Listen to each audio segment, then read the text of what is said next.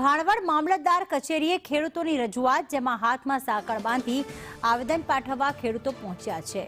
ટેકાના ભાવે 300 મણ મગફળીની ખરીદીની માંગ કરવામાં આવી રહી છે, તો કિસાન કોંગ્રેસ અને ખેડૂતોએ આવેદનપત્ર આપ્યું।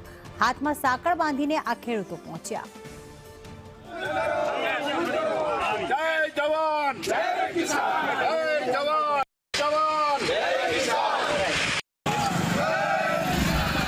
આજરોજ અમે સરકારશ્રીને ટેકાના ભાવે 300 મણ મગફળી ખરીદવા માટેની માગણી કરતું આવેદનપત્ર આપેલ છે। અને જે હાલ જે અત્યારે સિઝન હોય, ખરીફની સિઝન પૂરી થઈ હોય, શિયાળુ પીક ચાલુ થતું હોય, એટલે ડીએપી ખાતરની એની અછત છે ખૂબ જ ભાણવડમાં।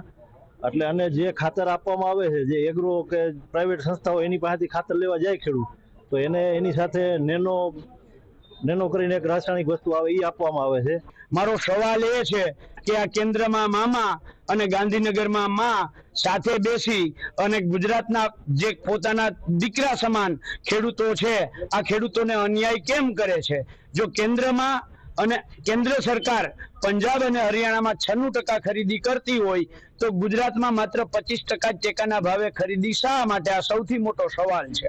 રાજ્ય સરકાર કેન્દ્ર સરકાર સાથે મળી અને 300 મણ ટેકાના ભાવે ઓછામાં ઓછી મગફળીની ખરીદી કરે, અથવા તો જે ભાવ ફેરના 1,35,000 રૂપિયા છે તે જમા કરે, અથવા તો આજે અમે જેવી રીતે કહ્યું કે આ જો ના કરી શકતા હોય તો ખેડૂતો આંદોલન કરશે।